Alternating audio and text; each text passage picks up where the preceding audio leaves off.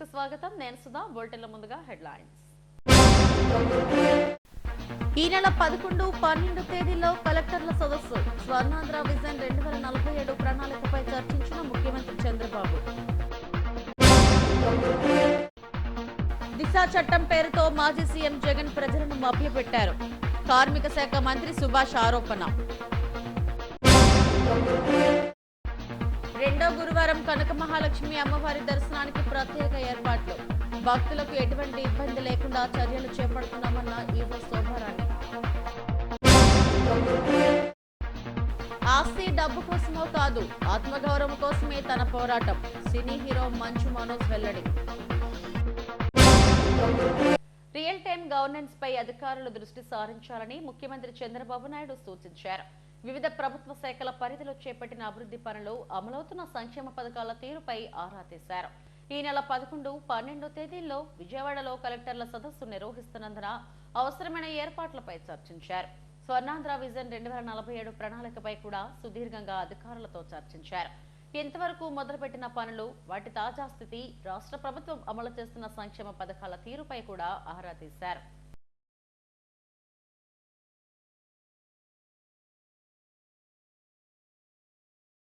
దిశ చట్టం పేరుతో మాజీ సీఎం జగన్ ప్రజలను మభ్యపెట్టారని కార్మిక శాఖ మంత్రి సుభాష్ ఆరోపించారు.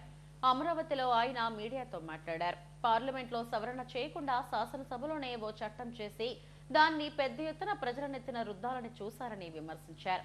దిశ చట్టం ప్రకారం 14 రోజుల్లోనే ఛార్జ్షీట్ వేయాలని ఉండగా ఒక్క కేసుకైనా ఛార్జ్షీట్ వేశారా అంటూ ఎద్దేవా చేశారు. 2023లో భారతీయ న్యాయ సంహిత అనే చట్టాన్ని అమల్లోకి తెచ్చారని, ఐపీసీ సెక్షన్లు మరింతగా పటిష్టం చేసే ఈ చట్టం పట్ల ఆయన అవగాహన కల్పించలేకపోయారని విమర్శించారు. ఆయన చేసే వ్యాఖ్యలు ఇలాగే మళ్ళీ ఏదో చంద్రబాబు నాయుడు గారిని మేము వచ్చిన తర్వాత లోపడేసేస్తామని మాట్లాడుతూ ఉన్నాడు. ఆయన ఇంకా ప్రభుత్వం మళ్ళీ వైఎస్ఆర్ అనేది వస్తుందని ఇంకా పిచ్చోహల్లో ఉన్నాడు ఆయన. ఒకసారి వేసినందుకు ఏం జరిగిందో చూశారు కదా. అసలు అవగాహన లేకుండా ఎలా మాట్లాడుతున్నారో నాకైతే అర్థం అవట్లేదు. ఒక్కరోజు ఆయనకి ఏదైనా దమ్ము ఉంటే, ఆయనలో సబ్జెక్ట్ ఉంటే లోకేష్ గారితో, చంద్రబాబు నాయుడు గారితో ఆయన ఎలాగో ముఖాముఖి డిబేట్లో ఉండలేరు, కానీ లోకేష్ గారితో కనీసం ఒక్క సబ్జెక్ట్ మీద, ఆయన నచ్చిన సబ్జెక్ట్ మీద డిబేట్కి దిగితే ఎవరి పప్పో తెలుస్తుంది. వై నాట్ 175 అన్న ఈ నేతలందరూ కూడా ఒక్కసారిగా 11 సీట్లకు పడిపోయేటప్పటికి వాళ్ళ ఉనికి చాటుకోవడం కోసం ఏదైతే అసత్య ప్రచారాలనే విస్తృతంగా చేస్తూ ఉన్నారు. అలాగే ఈ సోషల్ మీడియాలో కూడా ఏదైతే పోస్టులు ఆడవాళ్ళ మీద పెట్టారో అది టీడీపీయా, జనసేన, బీజేపీయా, లేకపోతే వైసీపీయా అని కాదు, అక్కడ ఆడవాళ్ళని ఇబ్బంది పెడుతూ పోస్టులు పెట్టిన వాళ్ళని ఎవరిని కూడా ఉపేక్షించమని మన ముఖ్యమంత్రి నారా చంద్రబాబు నాయుడు గారు చెప్పడం జరిగింది. ఖచ్చితంగా ఇప్పుడు మాకు ముఖ్యంగా చైతన్యం తీసుకురావడం కన్నా వాళ్ళకి గత 5 ఏళ్ళలో దారుణంగా చిత్రహింసలకు గురయ్యారు. వాళ్ళకి పని లేదు, ఇసుక బంగారంలో అమ్మారు, వాళ్ళకి పని లేదు. పని లేకపోగా వాళ్ళు ఒక్క పథకాలు తీసేశారు. సో వాళ్ళు డూప్లికేషన్ పేరుతో పథకాలు తీసేశారు. వేరే డిపార్ట్మెంట్ల నుంచి అందుతుంది వీళ్ళకి, ఇక్కడ కూడా తీసేసుకుంటున్నారు. పోనీ తీసేసిన తర్వాత వాళ్ళని మళ్ళీ దాని మీద రివ్యూ జరిగి ఏదైతే డూప్లికేషన్ జరుగుతుందో దాన్ని నివారించి వాళ్ళ పథకాలు వాళ్ళకి, ఎందుకంటే మిగతా డిపార్ట్మెంట్లు వేరు. ఇప్పుడు గవర్నమెంట్ హాస్పిటల్ ఉంది, గవర్నమెంట్ హాస్పిటల్లో ఎంతవరకు గట్టిగా ప్రశ్నిస్తారో సామాన్య ప్రజలు, మాకు వైద్యం అందట్లేదని నాకు తెలియదు, కానీ ఏదైతే బీఓసీ ఉందో ఆ బీఓసీ వాళ్ళ డబ్బులు వాళ్ళు కట్టుకుంటున్నారు. 110 రూపాయలు సెస్ అమౌంట్ కూడా యాడ్ అవుతుంది. సో వాళ్ళకి సర్వ హక్కులు ఉన్నాయి దాని మీద. ఈ నెల 11, 12 తేదీల్లో ముఖ్యమంత్రి చంద్రబాబు అధ్యక్షతన జరగనున్న కలెక్టర్ల సదస్సుల నేపథ్యంలో జిల్లా అభివృద్ధి, ప్రభుత్వ పథకాలపై కలెక్టర్ హరీంద్ర ప్రసాద్ అధికారులతో సమీక్షించారు. స్వర్ణాంధ్ర విజన్ 2047 ప్రణాళికలపై సుదీర్ఘంగా చర్చించారు. వీటికి సంబంధించిన తాజా పరిస్థితిని నివేదికల రూపంలో పొందుపరచాలని అధికారులకు సూచించారు. ఈ సమావేశంలో డిఆర్ఓ భవానీ శంకర్, సిపిఓ శ్రీనివాసరావు, వివిధ విభాగాల జిల్లా స్థాయి అధికారులు పాల్గొన్నారు.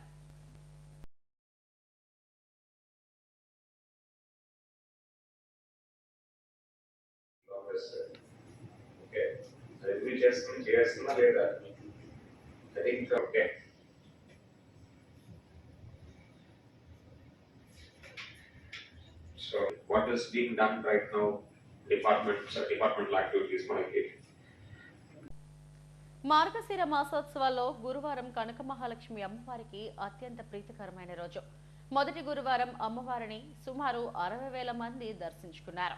రెండో గురువారం నాటికి ఈ సంఖ్య మరింతగా పెరిగే అవకాశం కనిపిస్తుంది. భక్తులకు ఎటువంటి ఇబ్బంది లేకుండా భారీ ఎత్తున ఏర్పాట్లు చేస్తామంటున్న కనక మహాలక్ష్మి అమ్మవారి దేవస్థానం ఈవో శోభారాణితో మా bureau chief Chittubabu face to face. Kanakamahalakshmi అమ్మవారి మార్గశిర మాసోత్సవాలు పెద్ద ఎత్తున జరుగుతున్నాయి. ఫస్ట్ గురువారం కూడా చాలామంది ఆ భక్తులు తరలివచ్చారు. రెండో గురువారం కూడా ఏర్పాట్లు చురుగ్గా చేస్తున్నారు. ఆ ఈవో గారు మనతో ఉన్నారు, వారిని అడిగి వివరాలు తెలుసుకుందాం. మేడం, మొన్న ఎంతమంది వచ్చారు? రేపు గురువారానికి మీరు ఎట్లాంటి ప్రిపరేషన్ చేస్తారు? భక్తులందరికీ నమస్కారం. అమ్మవారి మార్గశిర మాసోత్సవాలు వైభవంగా జరుగుతున్నాయి. మొదటి గురువారం అయింది. విశేషంగా భక్తులు దర్శించుకుని అమ్మవారి ఆశీస్సులు తీసుకుని వెళ్ళారు. రేపు 12వ తారీఖున రెండో గురువారం వస్తుంది. మొన్న వారం కన్నా ఎక్కువే వస్తారని అంచనా. ఆ అంచనాకి తగ్గట్టుగానే ఏర్పాట్లన్నీ జరుగుతున్నాయి. అంటే భక్తులకు కావాల్సిన క్యూ లైన్స్, వాటిల్లో మంచినీళ్ళు, మజ్జిగ, బిస్కెట్స్ పంచిపెట్టడం అవి జరుగుతున్నాయి. ఫ్రీ బస్సెస్ కూడా ఉన్నాయి. నిత్యప్రసాద అన్నప్రసాదం కూడా ఉంది. జగన్నాథ స్వామి ఆలయం ఇక్కడికి దగ్గరలోనే ఉంది, అక్కడ జరుగుతుంది. అన్ని ఏర్పాట్లు భక్తులకి ధర్మదర్శనంకి కిందటిసారి మంచి జనాలకి చాలా బాగా జరిగింది. ఎటువంటి ఇబ్బంది జరగలేదని బయట నుంచి భక్తుల నుంచి మాకు వచ్చింది. అదేవిధంగా ఈసారి ఇంకా ఎటువంటి ఇబ్బంది లేకుండా చేయాలని ఏర్పాట్లు చూస్తున్నాము. అంటే మేడం, గతంలో మనకి రాత్రి అర్ధరాత్రి 12 గంటల నుంచే స్టార్ట్ అయింది. ఆ రోజు నుంచే ఆ వేళ చాలా జనం బాగా వచ్చారు. రేపు కూడా రేపు 12 గంటల నుంచి ఓపెన్ చేస్తారు. ఈ గురువారం కూడా బుధవారం రాత్రి 12 గంటల నుంచే అమ్మవారికి తొలి అభిషేకంతో మొదలవుతుంది. 12 నుంచి 2 వరకు దేవస్థానం వారి పూజలు, అభిషేకాలు అవి ఉన్నాయి. 2 గంటల ఆన్వర్డ్స్, అంటే 2 ఆన్వర్డ్స్ మనకి భక్తులకు దర్శనం ఇస్తున్నారు. అప్పటి నుంచి కంటిన్యూస్గా నెక్స్ట్ డే, అంటే గురువారం రాత్రి 12 గంటల వరకు మధ్యలో అమ్మవారికి నివేదన సమయాలు, సేవల సమయాలు, అభిషేకం, త్రికాల అభిషేకాలు ఉన్నాయి. ఆ సమయాల్లోనే భక్తులకు దర్శనం నిలుపుదల చేస్తున్నారు. లేదంటే బుధవారం రాత్రి 12 నుంచి మర్నాడు 12 వరకు కంటిన్యూస్ దర్శనం ఉంది. ఈ సమయాల్లోనే భక్తులకి కొంచెం ఆపటం జరుగుతుంది. ఆ గంటన్నర ఆ సమయంలో వెంటనే స్టార్ట్ చేస్తున్నాము. క్యూ లైన్లో వాడికి ఎటువంటి ఈ మధ్య కాలంలో ఇబ్బంది జరగకుండా చూసుకుంటున్నారు. అంటే వచ్చే గురువారం మనకి ఎక్స్పెక్టేషన్ ఎంతమంది వస్తారు? అంటే మొన్నైతే 55 నుంచి 57,000 మంది, ఈసారి 60 వరకు వస్తారని మేము 60,000 మంది వరకు వస్తారని అనుకుంటున్నాం. మేము దానికి తగ్గట్లు ఏర్పాట్లు చేసుకుంటున్నాం. ఇది మధ్యాహ్నం వీళ్ళకి, అంటే పొద్దునుంచి క్యూలలో ఉండిపోతారు, వాళ్ళకి ఎటువంటి ఏర్పాట్లు చేస్తారు? అంటే మేము అదే చెప్తున్నాం కదండి, last time commissioner of police కూడా గురువారం నాడే వచ్చారు. వారు మొత్తం అన్ని క్యూ లైన్స్ కూడా తిరిగి చూశారు. Is satisfied. మనకి మజ్జిగ ఇస్తున్నాము. 11 గంటల నుంచి బటర్ మిల్క్ ఇస్తున్నాము. బిస్కెట్స్ పంచిపెడుతున్నాము. మంచినీళ్ళు అయితే కంటిన్యూస్గా నడుస్తూనే ఉన్నాయి. వాళ్ళకి టెంపరీ బాత్రూమ్స్ కూడా ఏర్పాటు చేసాం. లాస్ట్ ఇయర్ కన్నా ఇంకో 4 టాయిలెట్స్ ఎక్కువే పెట్టాం మనం.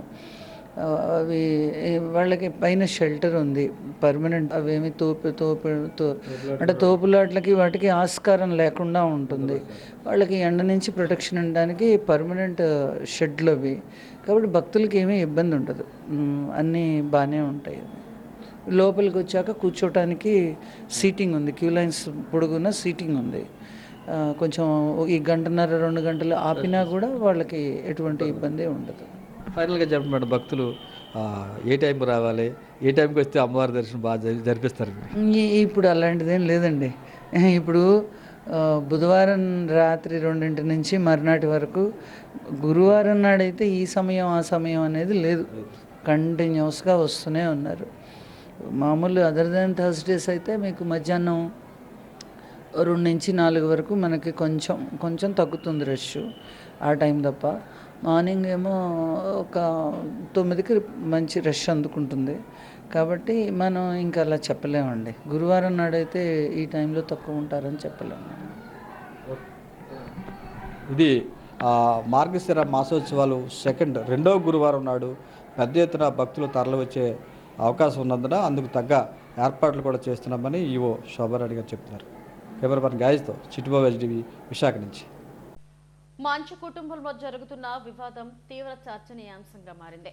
సినీ నటుడు మోహన్ బాబు కుటుంబంలో వివాదం నేపథ్యంలో ఆయన నివాసంలో చర్చలు జరిగాయి. విదేశాల నుంచి విష్ణు తిరిగి రావడంతో చర్చలు జరిపారు. చర్చల అనంతరం మనోజ్ మీడియాతో మాట్లాడారు. ఆస్తి డబ్బు కోసం కాకుండా ఆత్మగౌరవ పోరాటం చేస్తున్నానని మనోజ్ చెప్పారు. పోలీసులు ఏకపక్షంగా ఎందుకు వ్యవహరిస్తున్నారని ప్రశ్నించారు. ఇది తన భార్య పిల్లల రక్షణకు సంబంధించిన విషయమని మనోజ్ అన్నారు. తనను తొక్కేయడానికే భార్య పిల్లల అంశాన్ని తీసుకువస్తున్నారని ఆరోపించారు. 7 నెలల పాపను ఇందులోకి లాగడం, తన పిల్లలు ఇంట్లో ఉండగానే ఇలా ప్రవర్తించడం మంచిది కాదన్నారు. ఎందుకంటే పోరాటం కూడా కాదు, సేఫ్టీకి సంబంధించి ఇది నాతో ఒక మగాడిగా నాతో డైరెక్ట్గా వచ్చి నాతో ఏం చేసినా నా భార్య వీడియో షూట్ చేయడం, నన్ను తొక్కేదానికి, నా 7 నెలల పాపని ఇంక్లూడ్ చేయడం, నా బిడ్డలు ఇంట్లో ఉండగానే అలా బిహేవ్ చేయడం కరెక్ట్. ఈరోజు పోలీస్ దగ్గరికి నేను వెళ్ళి ప్రొటెక్షన్ అడిగాను. నేను మొన్న వచ్చి అడిగినప్పుడు మీకు అన్ని ఎవిడెన్స్ ఇస్తాను, ఎస్ఐ గారు ఇక్కడి నుంచి వచ్చి నేను ఇస్తాను సార్ ప్రొటెక్షన్ చూపించాను. కౌన్సిలర్లు అందరూ అభిప్రాయం దాంకున్నారని చూపించాను. అది నేను చూసి ఓకే సార్ నేను ధైర్యంగా ఉండదు, మేము ఎక్కడికి వెళ్ళట్లేదని చెప్పి మాట్లాడి పారిపోయారు. ఇప్పుడు కానిస్టేబుల్స్ వచ్చి అందరూ నా మనుషులందరినీ భయపించి ఇప్పుడు వాళ్ళ పేర్లు తీసుకొని బెదరగొట్టి మా మనుషులను పంపించేసి వేరే బాడీ గార్డ్ లోపలికి పంపించున్నారు సార్. ఏం జరిగిందండి అసలు? గొడవలు ఎందుకు జరిగాయి? డిపార్ట్మెంట్ ఎందుకు వన్ సైడ్ తీసుకుంటున్నారు? కంప్లైంట్ తీసుకున్న తర్వాత వాళ్ళకి ఏ అధికారం ఉంది? నా ప్రొటెక్ట్ చేసే మనుషుల్ని పంపించేదానికి అధికారం ఏముంది? ప్రపంచంలో నా అందరినీ కలుస్తాను సార్, బయలుదేరి. శ్రవణం విద్యార్థులకు మరింత మెరుగైన సౌకర్యాలు కల్పిస్తామని టీటీడీ చైర్మన్ బిఆర్ నాయుడు తెలిపారు. టీటీడీ ఆధ్వర్యంలో నిర్వహిస్తున్న శ్రవణం సంస్థను ఆయన సందర్శించారు. చిన్నారుల శిక్షణ తరగతులను అధికారులతో కలిసి పరిశీలించారు. శ్రవణం కేంద్రంలోని విద్యార్థుల సమస్యలు తన దృష్టికి వచ్చాయని వెల్లడించారు. చిన్నారులు ఉంటున్న భవనం శిథిలావస్థకు చేరుకుందన్న విషయాన్ని టీటీడీ బోర్డు సభ్యులు భానుప్రకాష్ రెడ్డి తన దృష్టికి తెచ్చారన్నారు. చిన్నారులకు వినికిడి యంత్రాలు సరఫరా చేసి మరింతగా పౌష్టికాహారం అందించాలని వారి తల్లులు చైర్మన్ ను కోరారు. సాంకేతికత అంశాలను తక్షణం పరిష్కరించాలని టీటీడీ చైర్మన్ అధికారులకు సూచించారు. ఈ కార్యక్రమంలో శ్రవణం కేంద్రం in charge doctor P Kishore, SC Jagadishwar Reddy తదితరులు పాల్గొన్నారు. అలా చెప్తున్నారు మా పిల్లల లాస్ట్ బట్టి. ఇక్కడ మొదట్లో జాయిన్ అయిన కొత్తలో మా స్తోమత తగ్గట్టు ఈ డమన్ డఫ్ ఏదైతే ఉందో స్కూలు, కొన్ని విషయాలు మా దృష్టికి వచ్చినాయి. ఈ భానుప్రకాష్ రెడ్డి గారు కూడా తీసుకొచ్చారు నా దృష్టికి. ఒకసారి చూద్దామని వచ్చాము. కొన్ని చిన్న చిన్న సమస్యలు ఉన్నాయి, త్వరలోనే మేము పరిష్కారం చేస్తాం. ఎలాంటి ఇబ్బందులు లేవు. తప్పకుండా వాళ్ళు ఏదైతే చెప్పారో పిల్లలు అవన్నీ నోట్ చేసుకున్నాం. త్వరలోనే ఇవన్నీ సాల్వ్ చేస్తాం. సింహాచలం వరాహలక్ష్మి నరసింహస్వామి హుండీ ఆదాయాన్ని లెక్కించారు. 39 రోజులకు 2,81,93,000 రూపాయల నగదు, 120 గ్రాముల బంగారం, 15 కిలోల వెండితో పాటు వివిధ దేశాల కరెన్సీని భక్తులు కానుకలుగా స్వామివారికి సమర్పించారు. సగటున రోజుకు 7,23,000 రూపాయలు హుండీ ద్వారా వచ్చినట్టు అధికారులు వెల్లడించారు. ఈవో త్రినాథరావు, దేవస్థానం సిబ్బంది, సేవా సంస్థల ప్రతినిధులు హుండీలో లెక్కింపులో భాగస్వాములయ్యారు.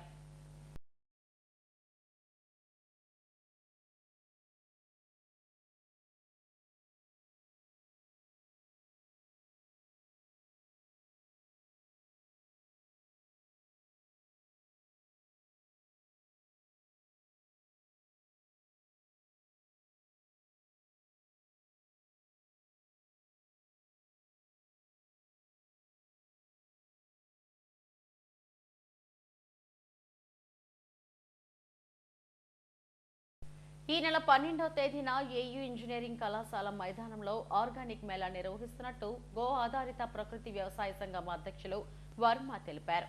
ఈ నెల 15వ తేదీ వరకు జరిగే ఆర్గానిక్ మేళా వివరాలను ఆయన మీడియాకు వెల్లడించారు. విచ్చలవిడిగా రసాయనిక ఎరువులు, పురుగుల మందుల వినియోగంతో వ్యవసాయ ఉత్పత్తులు విషపూరితంగా మారాయని ఆందోళన వ్యక్తం చేశారు. గో ఆధారిత వ్యవసాయదారులు పండించిన వ్యవసాయ ఉత్పత్తులను వినియోగం చేస్తే ఆరోగ్యం, ఆనందం మన సొంతమవుతాయన్నారు. ఈ నెల 12వ తేదీ నుంచి ఏఈ ఇంజనీరింగ్ కళాశాల మైదానంలో 4 రోజుల పాటు ఆర్గానిక్ మేళా నిర్వహిస్తున్నట్టు వెల్లడించారు. మొదటి రోజున గో ఆధారిత ప్రకృతి వ్యవసాయదారుల సదస్సు నిర్వహిస్తామని మాజీ ఎమ్మెల్సీ మాధవ్ అన్నారు. రెండో రోజు మీ ఆరోగ్యం మీ చేతుల్లోనే అనే కార్యక్రమం, మూడో రోజు ఫుడ్ ప్రాసెసింగ్, 4వ రోజు మిద్దె తోటలపై సదస్సులు ఉంటాయని చెప్పారు. ఆర్గానిక్ మేళాలో 300 స్టాల్స్ ఏర్పాటు చేస్తున్నట్టు తెలిపారు. ఈ సమావేశంలో Bharat Kisan Sangh national secretary Jalagam Kumaraswamy, green climate Ratnam తదితరులు పాల్గొన్నారు. విశాఖపట్నం 5వ ఆర్గానిక్ మేళా ఎల్లుండ ప్రారంభం కాబోతుంది. 12, 13, 14, 15 ఆ 5 వెర్షన్స్ యొక్క ఆర్గానిక్ మేళా మీ అందరూ చూశారు. అత్యంత విజయవంతంగా నడిచి కేవలం విశాఖపట్నమే కాకుండా ఉత్తరాంధ్ర సంబంధించిన ప్రజలందరూ కూడా అనేక మంది వ్యవసాయాన్ని వాళ్ళ ప్రవృత్తిగా తీసుకునే విధంగా, అలాగే వ్యవసాయదారుల్ని గౌరవించే విధంగా ఈ యొక్క మేళా ఉండటం జరిగింది. ఈ మేళాలో రైతులు ఎవరైతే ప్రకృతి వ్యవసాయం చేస్తున్నారో వాళ్ళందరినీ కూడా ఆహ్వానించడం జరుగుతుంది. వాళ్ళకి పెద్దపీట వేసే విధంగా, వాళ్ళందరికీ స్టాల్స్ ఉచితంగా ఇచ్చే విధంగా ఆర్వైఎస్ఎస్ ఆధ్వర్యంలో, రైతు సాధికార సంస్థ ఆధ్వర్యంలో వాళ్ళ యొక్క స్టాల్స్ సుమారు 50 పైగా రైతులే స్వయంగా వాళ్ళు పండించిన పంటల యొక్క ప్రదర్శన చేయడం జరుగుతుంది. అలాగే ఏదైతే గిరిజన పోడు వ్యవసాయం చేసే అనేక మంది గిరిజనులు ఉన్నారో ఇప్పటికీ కూడా ప్రకృతిని నమ్ముకొని అనేక అద్భుతాలు సృష్టిస్తున్నారు. ఏదైతే మన యొక్క విత్తనాలు ఉన్నాయో ఆ విత్తనాలు సేంద్రియమైనవి, నేటివ్ ఏవైతే ఉన్నాయో మన దేశానికి సంబంధించిన వాటి యొక్క ప్రదర్శన కూడా ఉంటుంది. వాళ్ళందరూ కూడా ఆ యొక్క సీడ్స్ని ఇవ్వటం జరుగుతుంది.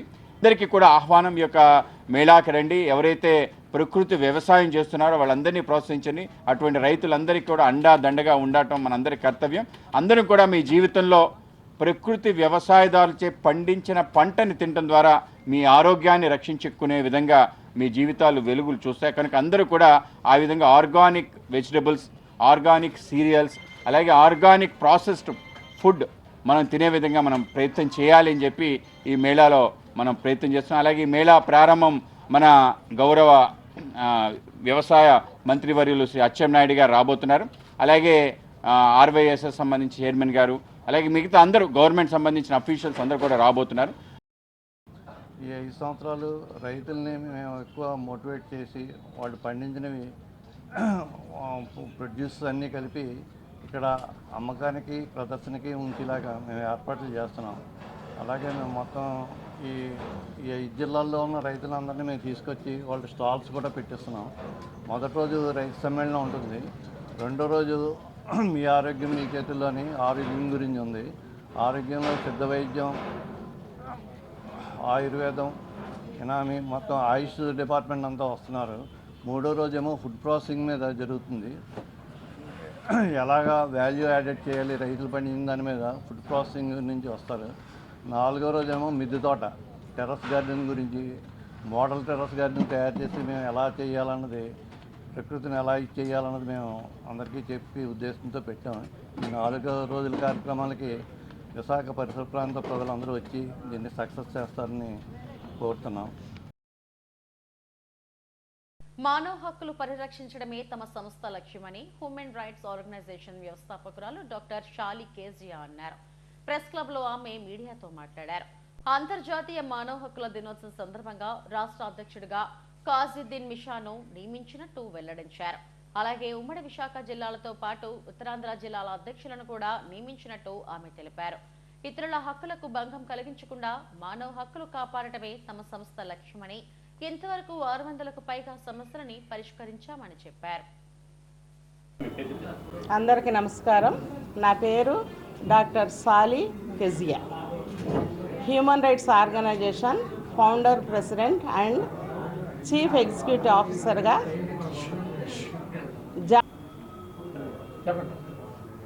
హ్యూమన్ రైట్స్ ఆర్గనైజేషన్ ఫౌండర్, ప్రెసిడెంట్గా, సిఇఓగా జాతీయ స్థాయిలో గత 13 సంవత్సరాల నుంచి బాధితులకు అండగా న్యాయపరమైన సపోర్టు, సహాయ సహకారాలు అందిస్తూ ముందుకు కొనసాగుతున్నాను.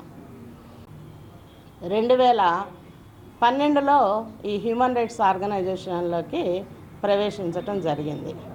ఇప్పటి వరకు ఈ 11-12 సంవత్సరాలుగా దాదాపు 600 పైగా ఇష్యూస్ని డీల్ చేయటం జరిగింది. 95% సక్సెస్ఫుల్గా బాధితులకు అండగా చట్టప్రకారమైన న్యాయం అందించడానికి మేము విజయవంతంగా అన్ని కేసులు పూర్తి చేశామని చెప్పడానికి ఈ సందర్భంగా సంతోషిస్తున్నాను. ఈ మానవ హక్కుల దినోత్సవం సందర్భంగా ప్రపంచవ్యాప్తంగా మానవ హక్కుల గురించి కొత్తగా మళ్ళీ గుర్తు చేసుకొని ఆలోచించి మన హక్కులకు భంగం కలిగిందని బాధపడే ముందుగా ఇతరుల హక్కులకి భంగం కలిగించకుండా జాగ్రత్త పడదామనే మా హ్యూమన్ రైట్స్ ఆర్గనైజేషన్ స్లోగన్తో సరికొత్తగా మీ ముందుకు రావటానికి ఈరోజు ఆంధ్రప్రదేశ్ విశాఖపట్నంలో ఈ ప్రెస్ మీటు ఈ సమావేశము ఏర్పాటు చేసి ఈరోజు ప్రత్యేకమైన ఈ హ్యూమన్ రైట్స్ డే సందర్భంగా ఆంధ్రప్రదేశ్ స్టేట్ ప్రెసిడెంట్గా మిస్టర్ తాజుద్దీన్ మసీహా గారిని, జాయింట్ సెక్రటరీగా మిస్టర్ గణేష్ని, అనకాపల్లి డిస్టిక్ ప్రెసిడెంట్గా కృష్ణమనాయుడిని, విజయనగరం డిస్టిక్ ప్రెసిడెంట్గా కోట్ల కేశవరావుని, విశాఖపట్నం జిల్లా ప్రెసిడెంట్గా కిషోర్ గారిని, వీళ్ళందరినీ మా హ్యూమన్ రైట్స్ తరపున బాధితులకు న్యాయపరమైన సహాయ సహకారాలు అందించడానికి సభ్యులుగా నియమిస్తూ ఈ సమావేశంలో మా హ్యూమన్ రైట్స్ ఆర్గనైజేషన్ ప్రత్యేకమైన క్యాప్షన్ దేశంలోని మేజర్ పోర్టుల్లో వేతన ఒప్పందాన్ని అమలు చేయకపోతే ఈ నెల 17వ తేదీ నుంచి సమ్మెలోకి వెళతామని అఖిలపక్ష కార్మిక సంఘాల నేతలు హెచ్చరించారు. విశాఖ పోర్ట్ పరిపాలనా కార్యాలయం వద్ద పెద్ద ఎత్తున ఆందోళన చేపట్టారు. 6 కార్మిక సంఘాల నాయకులు ఈ కార్యక్రమంలో పాల్గొని తమ నిరసన తెలిపారు. గతంలో సమ్మె చేస్తామంటే పోర్టు యాజమాన్యం పిలిపించి ముంబైలో చర్చలు జరిపిందని నేతలు చెప్పారు. అయితే ఆ చర్చలు జరిగి 2 నెలలు కావస్తున్నా ఇంకా వేతన ఒప్పందం మీద యాజమాన్యం స్పందించడం లేదని ఆవేదన వ్యక్తం చేశారు. ఈ నెల 17వ తేదీలోగా వేతన ఒప్పందం అమలు చేయకపోతే సమ్మెలోకి వెళ్లడం తప్ప తమకు వేరే గత్యంతరం లేదని వెల్లడించారు. నిరసనలో సిఎఫ్టియుఐ జాతీయ నాయకులు కనకారావు, మసీను తదితరులు పాల్గొన్నారు. President confederation of free trade unions of India, అదేవిధంగా ఇక్కడ Janata port and dock employees union general secretary. ముఖ్యంగా ఈరోజు ఈ ధర్నా కార్యక్రమం ఎందుకు చేస్తున్నామంటే దేశంలో ఉన్న అన్ని మేజర్ పోర్ట్స్లో 12 మేజర్ పోర్ట్స్లో కూడా ముఖ్యంగా పెన్షనర్స్, కొన్ని లక్షల్లో ఉన్న పెన్షనర్స్ ఈరోజు రోడ్డు మీద పడ్డాం. అదేవిధంగా ఇన్ సర్వీస్లో ఉన్నవాళ్ళు, ఎందుకంటే అగ్రిమెంట్ చేసిన తర్వాత కూడా ఎప్పుడు హిస్టరీలో లేదు అంత డిలే అవ్వటం. ఇమీడియట్గా వితిన్ 1 వీక్లో ఆర్డర్స్ రావటం, పేమెంట్కి అరేంజ్మెంట్స్ చేయటం ఏరియాస్కి వీటికి. కాబట్టి ఏంటంటే ఈ దుర్మార్గమైన కేంద్ర ప్రభుత్వం చేస్తున్నటువంటి ఒక యాంటీ వర్కర్ పాలసీని నిర్వీర్యం చేయటం, పోరాటాలను నిర్వీర్యం చేయటం మీ అందరికీ ఇప్పుడు చూస్తున్నారు. అక్కడ ఢిల్లీలో రైతులు చేసే పోరాటం ఎలాంటి ఘోరాతి ఘోరంగా అంటే మెయిన్ స్ట్రీమ్ మీడియా అసలు కవర్ చేయట్లేదు. సో హక్కులకు కాలు రాసే ప్రయత్నంలో భాగంగా లేబర్ కోడ్స్ని తీసుకొచ్చారు. ఇక కార్మిక చట్టాలన్నీ కూడా మరి కంప్లీట్గా డైల్యూట్ చేయటం, తర్వాత న్యాయసమ్మతంగా రావాల్సిన అగ్రిమెంట్ పరంగా రావాల్సినవన్నీ కూడా నిర్వీర్యం చేయటం అన్నది తీవ్రంగా మేము as a union, as a confederation నేనైతే వ్యతిరేకిస్తున్నాను తీవ్రంగా. Thank you. ఈవేళ కేంద్ర ప్రభుత్వం వైఖరి ఎలాగుందంటే చాలా చర్మం మందం ఎక్కువ ఉన్నటువంటి దానిలా కనబడుతుంది. గతంలో ఎప్పుడూ లేని విధంగా 5 ఏళ్ళకు ఒకసారి పోర్ట్ అండ్ డాక్ కార్మికులకు కానీ, ఆయా పరిశ్రమల్లో ఉన్నటువంటి పబ్లిక్ సెక్టర్ కానీ ఒక వేజ్ రివిజన్ అన్నటువంటిది ఒక కమిటీని వేసి ఆ కమిటీ ద్వారా చర్చలు చేసి ఓ తుది నిర్ణయాన్ని వెంటనే అమలుపరిచేవారు. కానీ ఈవేళ పోర్ట్లో దాదాపు 33 నెలలు గడిచినా సరే ఒక చర్చలు మాత్రం ఒక తుది రూపం రాలేదు. ఆఖరి గత్యంతరం లేని పరిస్థితుల్లోనే సమ్మె చేయాలన్నటువంటిది కోఆర్డినేషన్ కమిటీ 6 ఫెడరేషన్లు అంత పిలిపివ్వడం జరిగింది. మేము చాలా గట్టిగానే సమ్మె చేయాలన్నటువంటి దానికి మేము అందరం ప్రిపేర్ అయిపోయి చేసాం. అటువంటి దశలో 2 రోజులు టైం ముందు మీరు చెయ్యొద్దు, బొంబాయి రండి మీటింగ్కి, మేము తప్పనిసరి పరిష్కారం చేస్తామన్నారు. చేశారు. 27వ తారీఖు చర్చలు చేశారు. 28వ తారీఖు కూడా చర్చలు చేసి ఆ చర్చలు కూడా ముఖాముఖి చర్చలు కాదు, 9 సార్లు ఈ చర్చలు జరిపారు.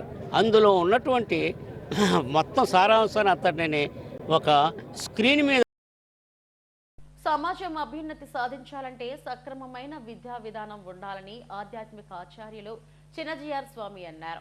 విశాఖ సీతమ్మధారలో జరుగుతున్న గీతా జయంతి వేడుకల్లో ఆరాధన అనంతరం భక్తులకు అనుగ్రహ భాషణం చేశారు. ప్రపంచంలోని వస్తువులన్నీ మంచివేనని, వాటి వినియోగం ద్వారా ఆ వస్తువు స్థితి మారుతుందన్నారు. భగవంతుడు మనకి ఇచ్చిన వస్తువులను సక్రమంగా వినియోగించే సాధనమే విద్య అని చెప్పారు. వేద విద్యలో కనీస అవగాహన కలగడానికి 12 ఏళ్లు పడుతుందని, తదుపరి అధ్యయనం సాధన చేయడానికి మరో 8 ఏళ్లు పడుతుందన్నారు. వేద పఠనం ద్వారా ఆ వాక్కులు తరంగాలుగా సమాజంలోని వివిధ ప్రాంతాలకు చేరుతాయని చెప్పారు.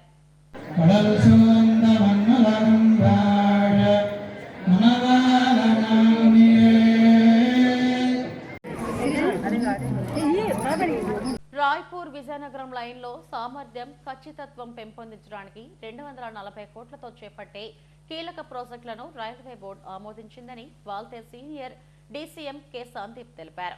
నూతన ప్రాజెక్టులో భాగంగా చేపట్టే ఈ పనులతో అనేక వసతులు అందుబాటులోకి వస్తాయన్నారు. కొన్ని ఇబ్బందులు కూడా పరిష్కారం అవుతాయని తెలిపారు. ఈ ప్రాజెక్టులో 5.5 కిలోమీటర్ల మేర నిర్మించే పై వంతెన ఎంతో కీలకమైనదన్నారు. ఇది పూర్తయితే ముడిసరుకు రవాణాలో వేగం పెరగడంతో పాటు రైళ్ల ట్రాఫిక్ రద్దీ తగ్గుతుందన్నారు.